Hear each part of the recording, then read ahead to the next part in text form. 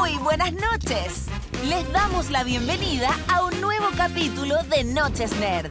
Un espacio de encuentro con el conocimiento entretenido para toda la familia.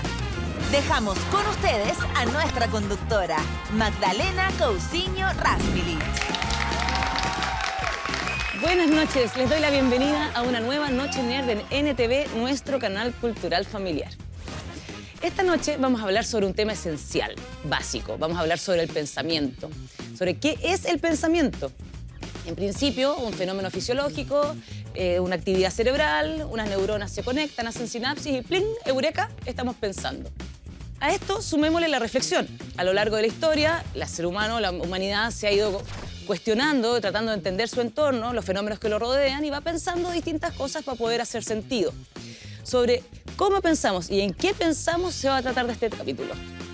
Y para eso tenemos unos invitados ilustres que les voy a presentar a continuación de la siguiente nota. ¿Creerías que pensar consume la misma cantidad de calorías que sudar media hora en una elíptica o quedarlo todo durante casi una hora en una pista de baile? No será igual de agotador, pero sí. Pensar consume cerca del 20% de la energía del cuerpo cuando estamos en reposo. Para tener una idea, el cerebro de algunos simios solo necesita el 8% de la energía en momentos de quietud. Durante más de 2 millones de años, nuestras redes neuronales no pararon de crecer, pero se cree que entre hace 70 y 30.000 años, la aparición de nuevas formas de pensar y comunicarnos significó una revolución cognitiva que nos permitió planificar y ejecutar acciones complejas, formar comunidades y cooperar entre un número mayor de individuos, tal como lo hacemos hasta hoy. Esta revolución de nuestro pensamiento, cuyo puntal fue el desarrollo de un lenguaje único, logró moldear el complejo sistema en el que vivimos, nos permitió crear religiones, darle un sentido a nuestra existencia, construir culturas, acordar leyes, impulsar convenciones sociales y organizarnos para sobrevivir como especie.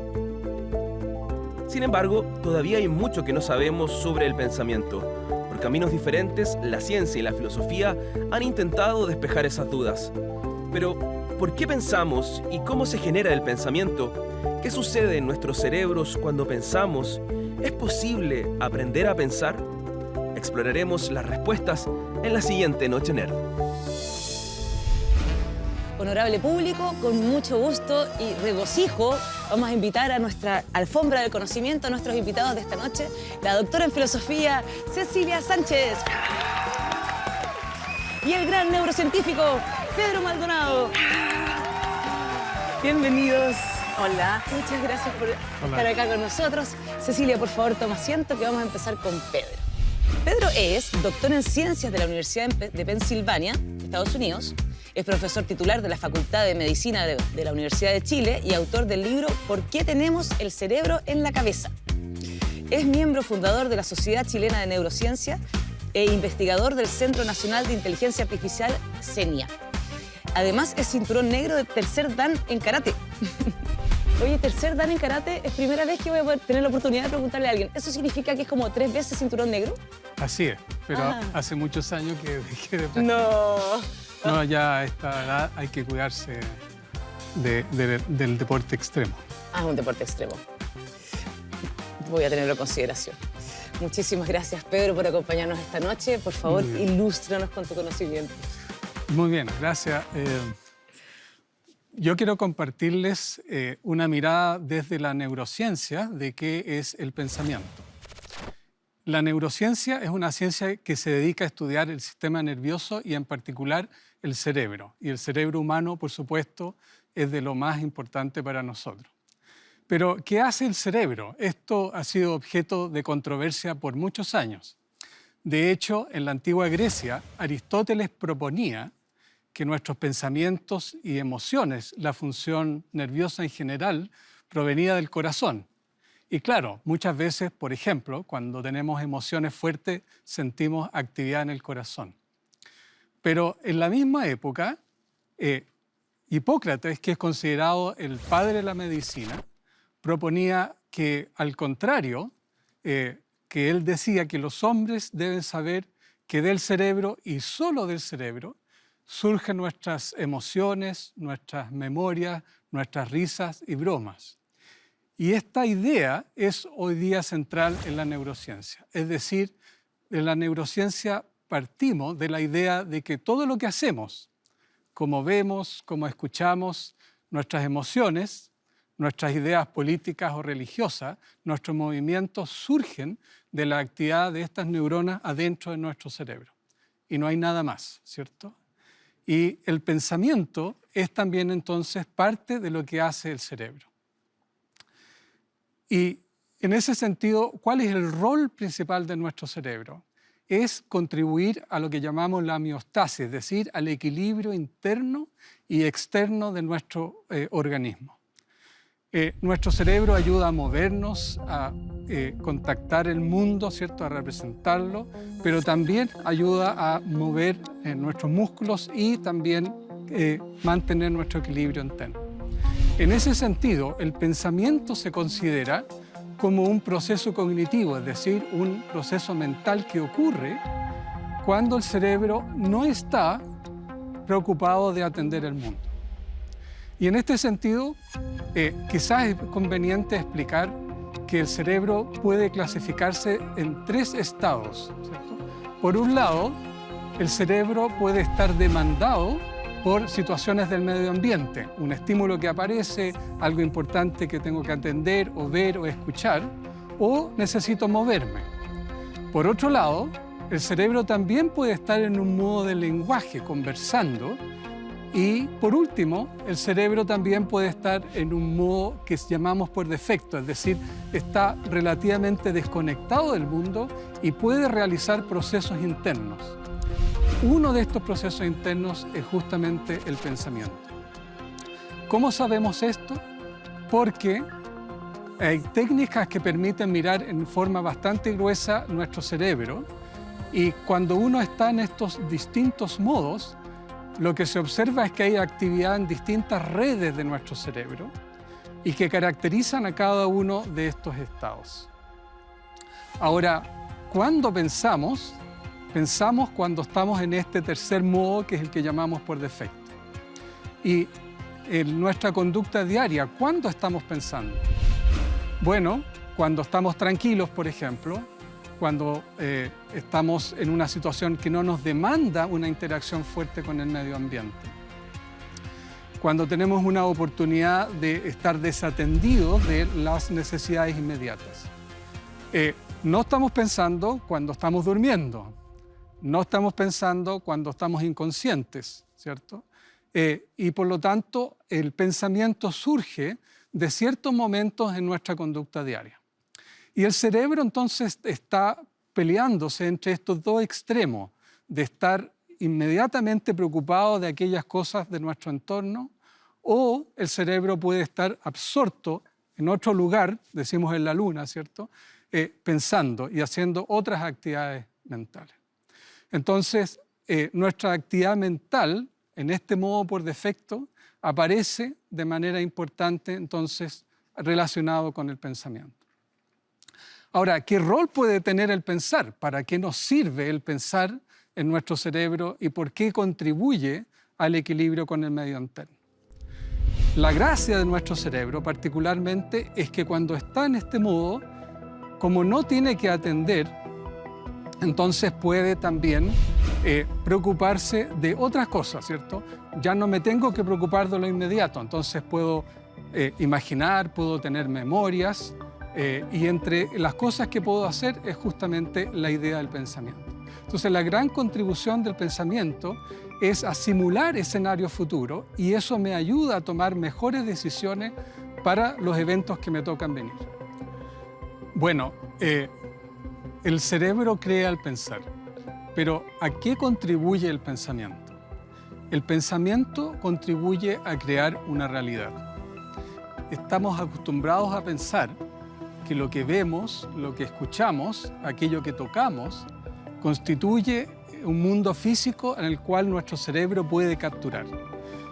Pero la neurociencia ha mostrado que eso no es lo que hace el sistema nervioso. Nuestro cerebro no es capaz de capturar fielmente el mundo y por lo tanto lo que hace nuestro cerebro es generando un modelo del mundo que es lo que llamamos la realidad. Nadie puede percibir exactamente qué es lo que ocurre alrededor del mundo, sino que es nuestro cerebro a través de nuestros sentidos y nuestra experiencia que va generando una realidad, un modelo del mundo. ¿Cómo sabemos esto? Voy a mostrarles un ejemplo bastante sencillo que tiene que ver con la percepción de colores. Pensamos que los colores son una propiedad de los objetos, que algo es verde, es amarillo o de otro color. Pero muchas veces nos topamos con un problema. Aquí hay un ejemplo. ¿Recuerdan el vestido, cierto? ¿Este vestido es dorado o es gris? ¿Qué piensan ustedes? Como el color de la blusa, como azul, y café, como dorado, que yo asumo que es un dorado como envejecido. Claro, esta imagen provocó muchas conversaciones entre nosotros porque no entendíamos por qué diferentes personas se referían al color del vestido de manera distinta. Y lo que ocurre es que en realidad nuestro cerebro, a través de nuestro sentido y en especial de la visión, no es capaz de capturar fielmente los estímulos luminosos que provienen del mundo. Y para mostrar esto, vamos aquí a mostrar una típica roseta de colores que ustedes pueden ver en una pantalla. Probablemente, si tienen un cerebro como el mío, van a experimentar distintos colores: rojo, azul, blanco, amarillo, verde, etc. Y típicamente pensamos que estos colores surgen porque en la pantalla de sus televisores hay efectivamente estos colores. Pero si uno hace el ejercicio, yo por ejemplo tomé un microscopio de estos que se enchufan al celular y miré los píxeles de mi celular. Y en una roseta muy parecida, cuando uno pone este microscopio en la parte donde uno ve rojo, lo que observa es que este rojo está compuesto de pequeños píxeles, efectivamente con un color rojo brillante. Y si uno luego toma este microscopio y lo pone en la parte verde, va a observar un objeto parecido, ¿cierto? Una situación parecida donde los píxeles están verde brillante y los otros píxeles están muy oscuros. Y nuevamente, si toma ahora este microscopio y lo pone en la parte azul, lo que uno va a observar es que los píxeles, comillas, azules están muy brillantes y los otros píxeles están oscuros. Pero luego, ¿qué pasa si apuntamos este microscopio a la parte donde se ve blanco? Uno esperaría ver píxeles de color blanco, pero no es lo que uno ve. Como ustedes pueden ver, el blanco surge de estos tres píxeles rojo, verde, azul brillante, pero no hay blanco. El blanco es una experiencia que su cerebro genera con estos estímulos. Para el cerebro, el amarillo es amarillo acá o amarillo en cualquier situación donde la combinación de estos estímulos generen en nuestro cerebro amarillo. El amarillo, como ustedes pueden ver, también es una mezcla de dos tipos de píxeles, aquellos verdes y rojos. Curiosamente, entonces, los colores que nosotros vemos son una construcción mental producto de la activación de ciertos receptores en nuestros ojos, pero no es una propiedad física, ¿ya? Y así como los colores, lo que escuchamos, aquellos que tocamos, tampoco necesariamente representan fielmente el mundo. Y lo que ocurre entonces es que nuestro cerebro, con lo que llega a nuestros sentidos, va construyendo un modelo de lo que ocurre en el mundo. El pensamiento es central a esto porque el pensamiento nos permite ir moldeando un modelo del mundo que nos sirve efectivamente para poder desenvolvernos en forma apropiada. Ahora, una última pregunta. Bueno, nosotros los humanos tenemos un pensamiento bastante complejo, ¿cierto? Pero no somos los únicos animales con cerebro. Otros animales también tienen cerebro. Unos cerebros grandes, parecidos, pero no tan grandes como el nuestro con respecto al tamaño. Y la pregunta lógica es, bueno, si nosotros y nuestro cerebro es capaz de generar este pensamiento, ¿pueden los animales también pensar? La respuesta desde la neurociencia es sí, los animales también piensan. Pero como nuestro pensamiento depende de la complejidad de nuestro cerebro, uno debiera esperar que la complejidad de los pensamientos de distintos animales se correspondan también con la complejidad de nuestro propio cerebro. Y una de las cosas que caracteriza al ser humano, a diferencia de otros animales, es que hay una parte del cerebro que se llama corteza cerebral y que le da esta apariencia arrugada del cerebro. En realidad, la corteza cerebral es una lámina bastante delgada, de como 2 milímetros, pero es bastante extensa, de 1 metro cuadrado, ¿cierto? Y para que quepa en la cabeza, se arruga, así como las sábanas de una cama, y es lo que le da la apariencia en nuestro cerebro y al de otros animales, que por cierto tienen menos arrugas, es decir, tienen menos corteza cerebral. Se piensa que es esta corteza cerebral la que le permite a los cerebros generar los pensamientos y las simulaciones necesarias para poder establecer este modelo del mundo. Entonces sí, los animales también piensan, aunque sus pensamientos es probablemente de mucho menos complejidad y más sencillo y quizá necesario para que ellos se desenvuelvan en forma apropiada. Gracias.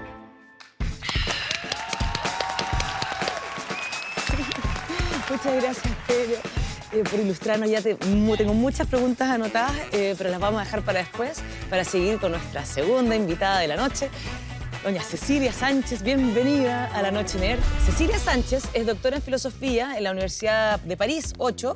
Es directora de la licenciatura en Filosofía de la Universidad Academia de Humanismo Cristiano. Es autora de distintos libros y ensayos, entre ellos Una disciplina de la distancia, Institucionalización universitaria de los estudios filosóficos de Chile, colecciona figuras de vírgenes latinoamericanas y dice que las mejores conversaciones filosóficas las tiene con su nieta de 8 años. Pero cuéntame, ¿alguna iluminación? ¿Qué tipo de conversación tienes con tu nieta? ¿Con qué te ha salido? Que es la caverna de Platón, de la que voy a hablar ahora. La hemos dibujado incluso. Excelente. Por favor, cuéntanos a todos.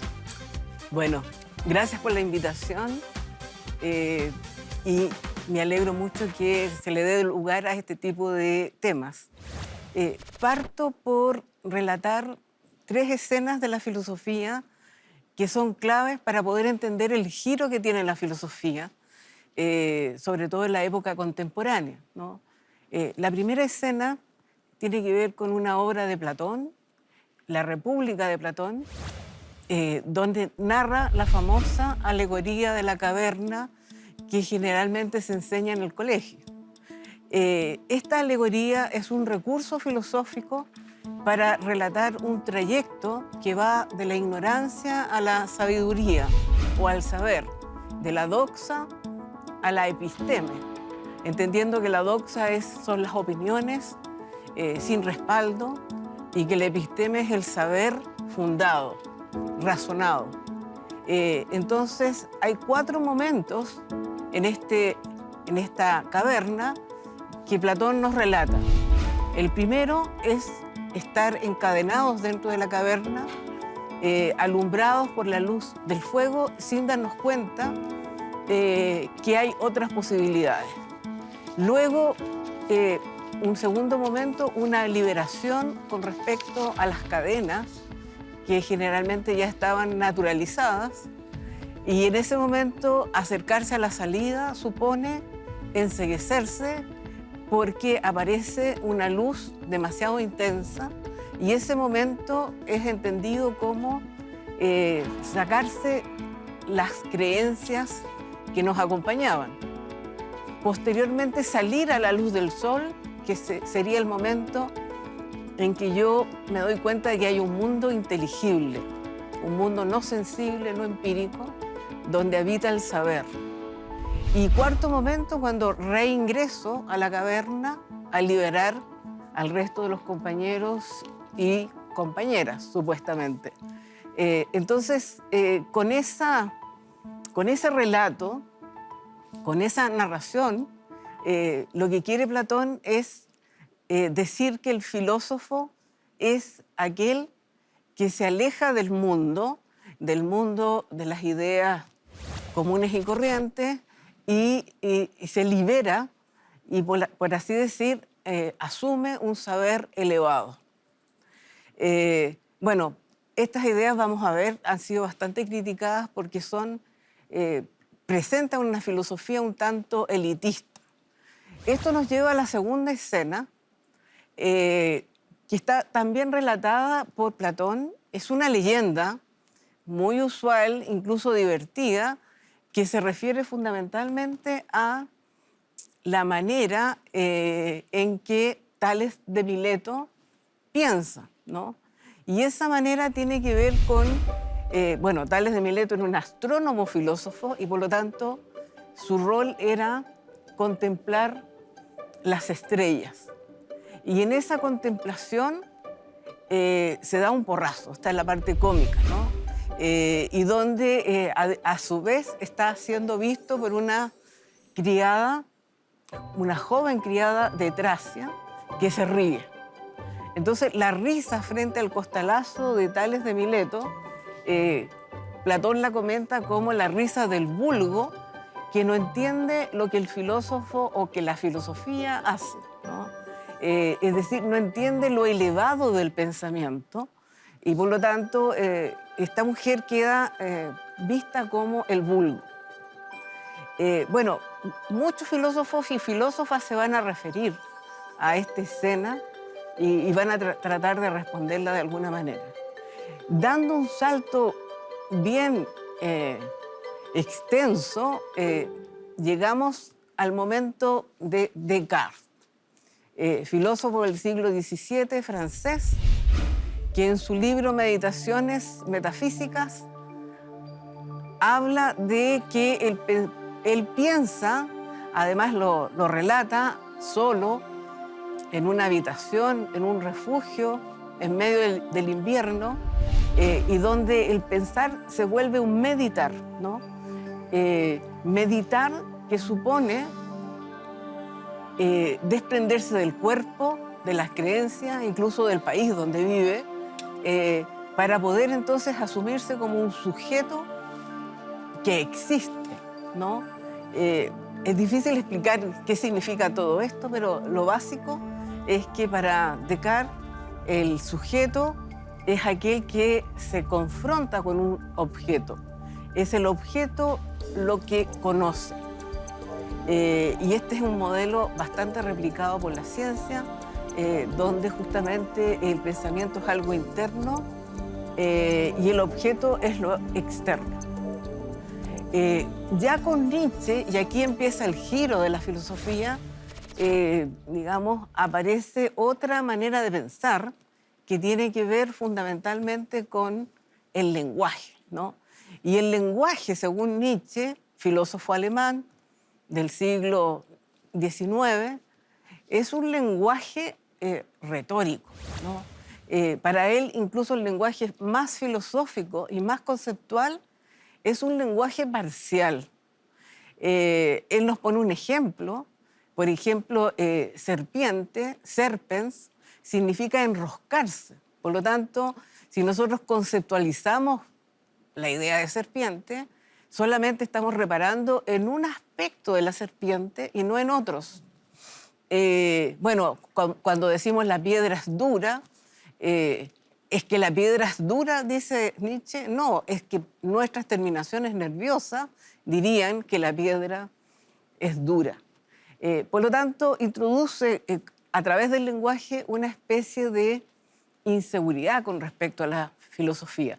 La filosofía parece que no puede pensar de manera inteligible, sino más bien de manera sensible, ¿no? Y esto, cuando ya salimos de Nietzsche, en el siglo XX, en el caso de Heidegger, nos encontramos con los estados de ánimo, ¿no? La filosofía tiene que ver con estados de ánimo que no son internos, sino que se producen en nuestra relación con el mundo, ¿no?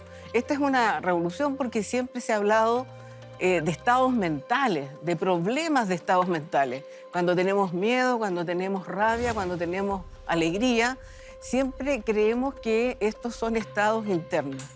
Pero según Heidegger, estos son estados que dan cuenta de nuestra relación con el mundo, una relación sensible, donde lo sensible no es pasividad, como se había dicho, sino que es fundamentalmente una reacción.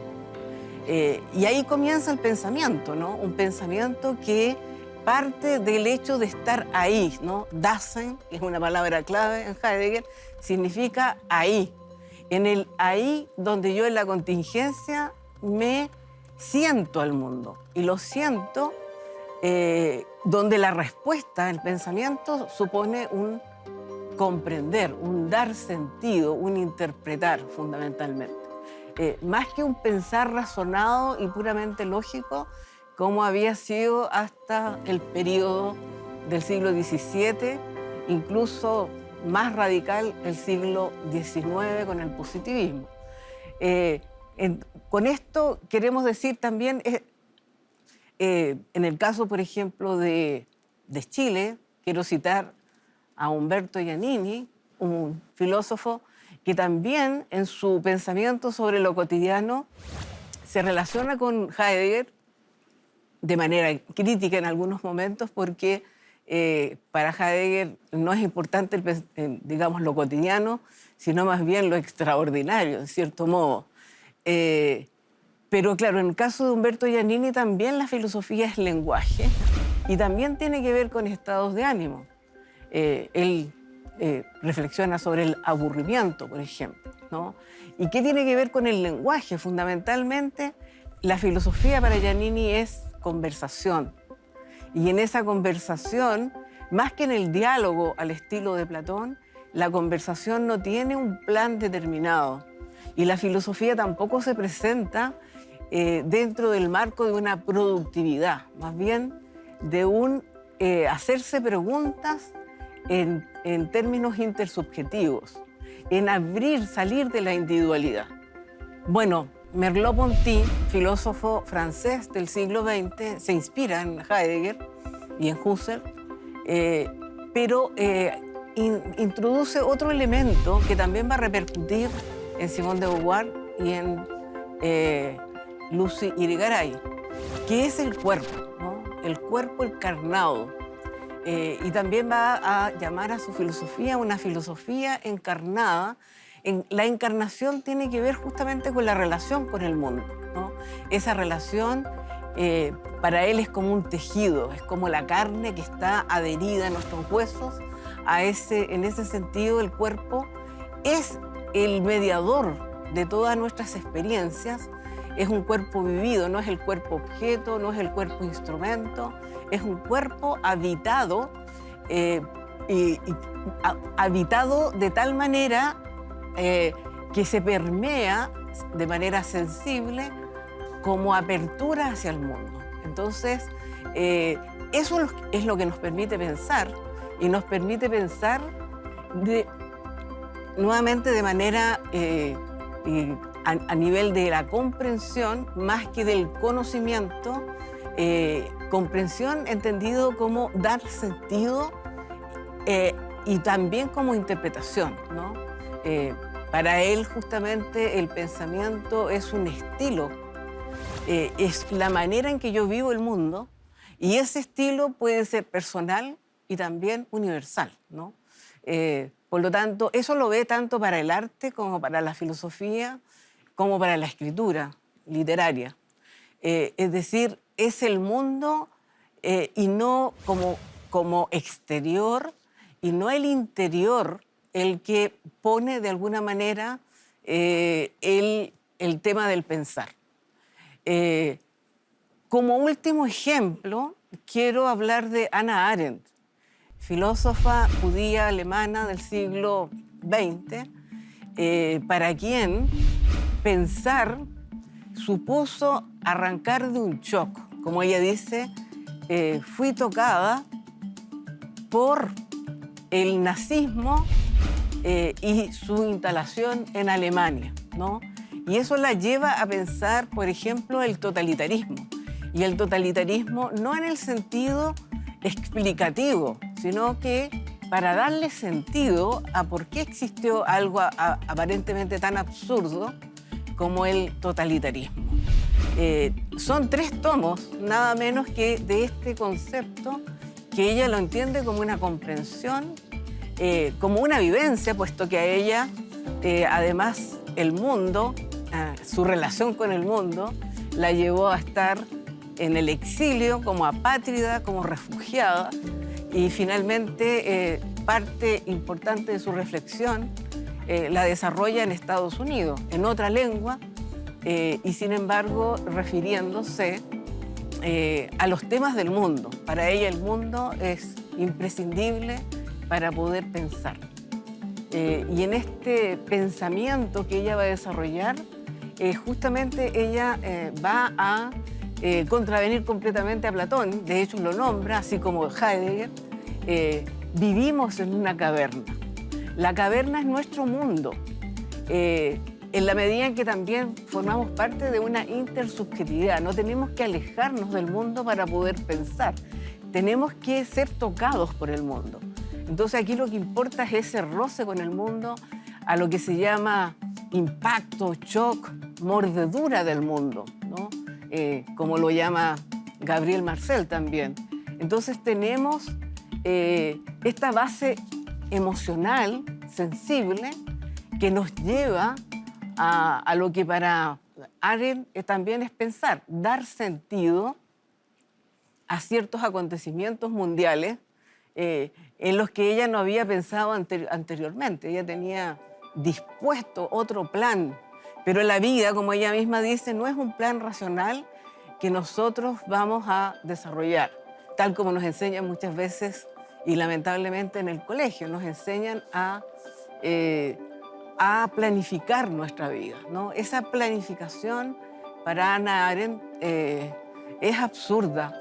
En la medida en que estamos en el mundo está impactándonos y estamos eligiendo de acuerdo también a lo que nos está ocurriendo. Entonces, en ese sentido, para ella, además esa dualidad que vimos con Mileto, con Tales de Mileto y con la sierva de Tracia, en que uno piensa y la otra trabaja, por así decir, una hace y el otro piensa, tampoco está. El pensamiento es un acto, ¿no? El pensamiento es un acto y en cuanto acto, yo supero esa aparente contradicción, ¿no? Estoy en el mundo actuando y en esa acción además soy política, ¿no? Me entiendo como política, me relaciono con los otros desde la pluralidad y no desde la homogeneidad.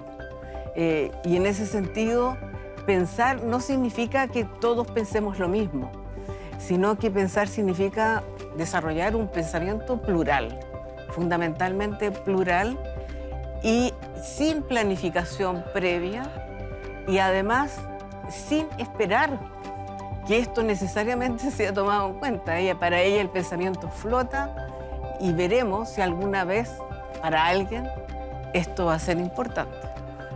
Gracias.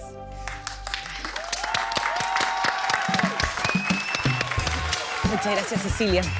Qué interesante. Encuentro que me desarticula un poco la cabeza, no sé muy bien cómo entender. Cuando estamos hablando de experiencias subjetivas, estamos hablando de la caverna. Entonces, si es que nuestras experiencias son subjetivas y que entendemos la realidad desde apenas nuestra percepción y que podemos ver píxeles donde no los hay o cambiar los colores, entonces de alguna manera como que volvemos a la caverna. Vemos una parcialidad de la realidad, la subjetividad, la realidad fuera. Se me hace una ensalada y más o menos cómo pensamos en común, cómo entendemos la realidad, si es que nuestra realidad está dentro de nuestro cerebro y si es una percepción parcial, cómo entendemos la realidad en común, entonces cómo llegamos a habitar esta realidad en común. Bueno, yo quizás quisiera reiterar, nos vemos parcialmente la realidad, construyemos toda la realidad. Pero eso no es malo. El pensar que nosotros somos capaces de capturar físicamente el mundo es algo que quizás quisiéramos hacer, pero no es necesario. Lo único que necesita hacer el cerebro es construir una realidad que sea suficientemente buena para que nosotros nos podamos desenvolver en el mundo. Oye, ¿y esto se puede observar? ¿Es medible? Tú tienes un laboratorio de neurociencia, de investigación, y pones a las personas, les ponen sensores en la cabeza, aparecen unos monitores. Las ideas se pueden observar como... tú puedes verlas, hay una representación concreta, gráfica de las ideas, del pensamiento. Yo creo que la neurociencia no ha avanzado suficiente para poder hacer eso.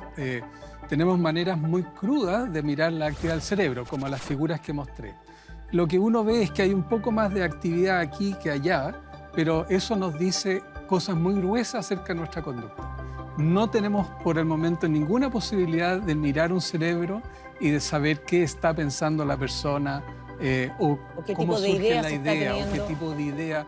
Podemos decir, mira, parece que está viendo, parece que está escuchando, pero decir, mire, está escuchando la Sinfonía de Beth, ni una posibilidad. O está pensando algo complejo, está pajaroneando. Eso sí. ¿Sí? Es decir, podemos, como mostré en la figura, cuando uno está ocupado del mundo, efectivamente está ocupando el cerebro de una manera y eso se puede detectar. Pero cuando está en la luna, está abstrayéndose en lo que se llama el modo por defecto, esta red cambia de una manera gruesa y eso se puede efectivamente observar. Entonces, distinto tipo de actuar, si yo estoy pensando en algo complejo, o estoy pajaroneando, o estoy cantando una canción que me sé de memoria, ¿hay modelos que operan distintos? O sea, ¿el recorrido de activación es distinto? Claro, el cerebro es una colección de neuronas, funciona como una red. Y como toda red, cuando cambia, los énfasis de actividad se modifican. Y lo que uno observa es que esto está más encendido, esto más apagado, etc. Y se pueden un poco identificar estos modos. Pero ninguna actividad específica como qué tipo de pensamiento todavía no sabemos suficiente. Pero, por supuesto, en principio sí debiera estar ocurriendo. Entonces todavía no podemos leer en la mente a nadie. No, yo creo que afortunadamente todavía no. Bueno, es cosa de tiempo. Vamos con la primera pregunta al público. Hola, soy Vicente Valencia. Gracias por la charla. Tengo una pregunta. ¿Desde cuándo comenzamos a pensar? ¿Desde que nacemos o desde que tenemos noción de nosotros mismos? Muchas gracias. Yo diría, a propósito de la pregunta del público, que pensamos a partir de la facticidad. Y eso puede ser desde pequeños, ¿no? Bueno, aquí voy a dar un ejemplo de Heidegger, ¿no? Vivimos ocupados, ¿no? Por lo tanto, el mundo, cuando hablamos de mundo, es un mundo de sentido, ¿no? Un zapatero ve el mundo desde su perspectiva. Y cuando empieza a pensar, cuando se le echa a perder una máquina, ¿no? Vivimos el mundo a la mano, o el mundo desde la utilidad hasta que algo se rompe, ¿no? Y en ese minuto aparece el pensamiento más amplio, no solo necesito esta herramienta, voy a hacer esto, no solo una planificación que tiene que ver con las ocupaciones permanentes. Y esto le puede ocurrir a un niño con un golpe, puede hacerse alguna pregunta. Perfectamente. Pensar, ¿tú te refieres como hacerse las preguntas para pensar? Es que desde la filosofía lo más importante son las preguntas antes que las respuestas. ¿Y tú, Pedro? Bueno, ¿Desde cuándo uno empieza a pensar? Es muy buena pregunta, pero yo creo que desde la biología claramente nadie nace pensando. No. Así como no nace moviendo sus músculos de una forma adecuada y tampoco nace viendo y escuchando. Esto lo aprendemos durante nuestros primeros años de vida. Es obvio que nosotros aprendemos a caminar, eso todo el mundo lo ve. Pero no porque uno tiene ojos ve, uno tiene que aprender a ver. Hay muchos procesos que nuestro cerebro realiza que requieren largo aprendizaje. Y no es solo moverse, es también percibir y es también pensar. Entonces vamos construyendo con el pensamiento este modelo interno a través de la experiencia y usándolo, pero esto se demora bastante tiempo y el ser humano, de hecho, uno de los animales que se demora más en convertirse en un adulto. Pasamos muchísimos años en este proceso, así que sí, lo aprendemos. Y en este momento, mientras más vamos aprendiendo, más se nos va arrugando la corteza. O sea, hay una relación entre se puede ir arrugando más, se puede ir generando más... no más corteza, pero más interacciones a lo largo de la vida, menos interacciones, más interacciones. No, aparentemente nuestro cerebro alcanza la máxima cantidad de neuronas muy temprano en nuestra vida, a los 3 meses. Y luego empieza como a refinarse. Por lo tanto, nuestro cerebro es grande y no va aumentando el número de neuronas, sino que más bien va refinando sus conexiones para poder realizar aquellas cosas que hacemos. Entonces, es refinamiento de circuitos y no más circuitos. Va cambiando la manera en que lo usamos. Sí. ¿Especialización? Es una especialización de cada una de las partes, especialización que en gran parte depende justamente de la experiencia. Se ha mostrado en numerosos estudios que lo que a mí me pasa, lo que yo veo y toco, modela el cerebro de una forma plástica para ajustarla de nuevo a hacer aquellas cosas que necesitamos para seguir exitosamente vivo en este planeta. Oye, ¿sabes qué? Esto me recuerda una pregunta que tenía anotada para ti. Si la filosofía, porque las ideas están, uno puede absorber las ideas, distintas ideas que uno no ha tenido como perspectivas al leer un libro, ¿verdad? Lees no sé, a Descartes o a Byung-Chul Han o a cualquier filósofo y absorbes una idea que es una perspectiva. Ese ejercicio, o sea, yo podría decir que es una idea implantada. Yo estoy implantando una reflexión y estoy viendo la realidad a través de esa reflexión. Si te hace sentido, te entusiasmas, la adoptas y la integras. ¿La filosofía te enseña a pensar o te dice qué pensar? Claro, mira, la filosofía no debiera decirte qué pienses tú, sino enseñarte a pensar, ¿no? Por eso es que la filosofía tiene mucho que ver con la educación. O sea, es imposible separar filosofía y educación porque necesariamente tenemos que aprender a pensar. Pero este es un aprendizaje eterno, no se detiene jamás, ¿no? Y por eso la filosofía más contemporánea, por lo menos la que yo suscribo, le interesa volver a esa idea que tuvieron los antiguos griegos de que la filosofía es búsqueda, no es una doctrina X, ¿no? La filosofía, por más que Arendt, Heidegger o quien sea te hayan enseñado esto es algo, eso no es la filosofía. Eso no es el ejercicio filosófico. Él lo dijo de esa manera, pero yo tengo con ese enfoque que hacer algo distinto. Ahora, claro, nosotros en nuestros países la enseñanza se entiende de manera muy autoritaria, entonces te obligan a pensar tal como pensó Heidegger, tal como pensó Arendt o X otro o otra filósofa. Entonces, ahí sí que se produce el adoctrinamiento, ¿no? Pero en rigor, la educación no debe ser jamás adoctrinamiento, y menos la filosofía. Vamos con la segunda pregunta al público. Hola, soy Mauricio. Tengo una pregunta. Si pensar ocurre cuando no estamos atendiendo a lo que pasa en el mundo, ¿será que cada vez hay menos espacio para pensar debido a las responsabilidades, el estrés o la demanda de cosas por hacer? ¿Pensamos menos que antes? Esa parecía. Sí, bueno, empiezo yo. No, efectivamente, como dije en mi presentación, el pensamiento tiende a surgir cuando el cerebro no está ocupado atendiendo a las cosas del mundo.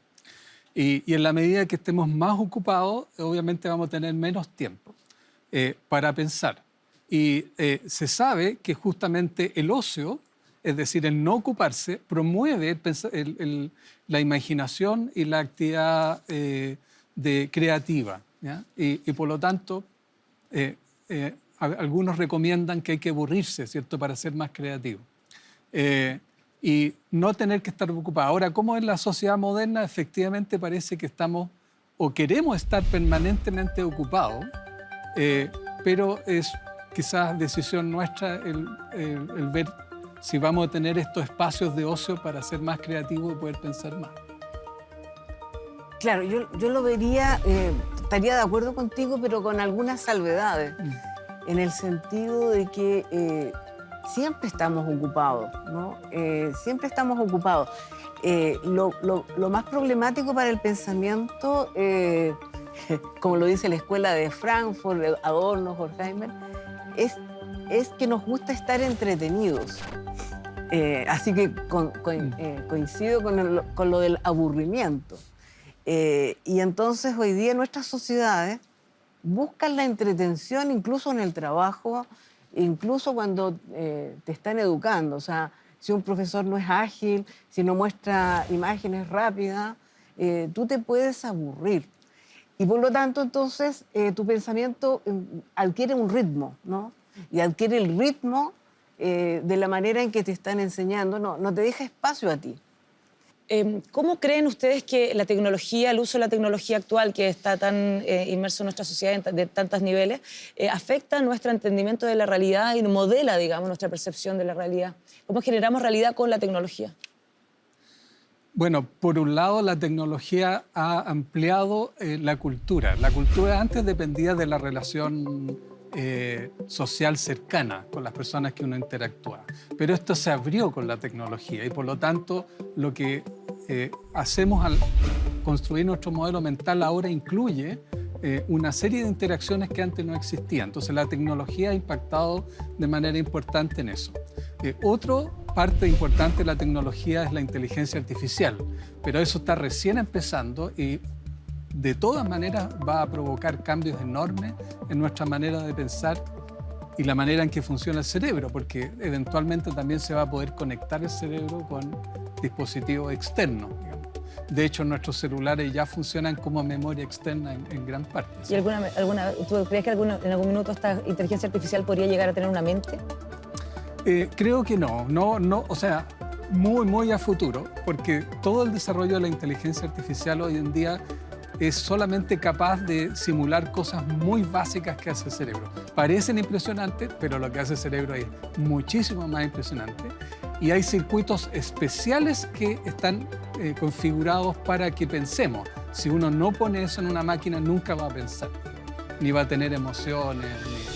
Oigan, me encanta este capítulo, está súper entretenido, es como hablar de la ensaladera y la ensalada, el contenedor y el contenido. Así que los invito a despedir este capítulo porque ya nos estamos pasando en el tiempo, pero los invito a ustedes en la casa, acompáñenme, párense. Los invito a la casa que sigan investigando a través de redes sociales, nos pueden preguntar, ¿verdad? Y podemos contestar. Ah, encantado. Claro, pueden comentar, preguntar, compartir ideas. Ya saben, tenemos esperanza, no hay que ser tan inteligente para hacer filosofía. Muchas gracias por acompañarnos esta noche. Buenas noches, que lo pasen súper bien. Nos vemos en el próximo capítulo. Gracias.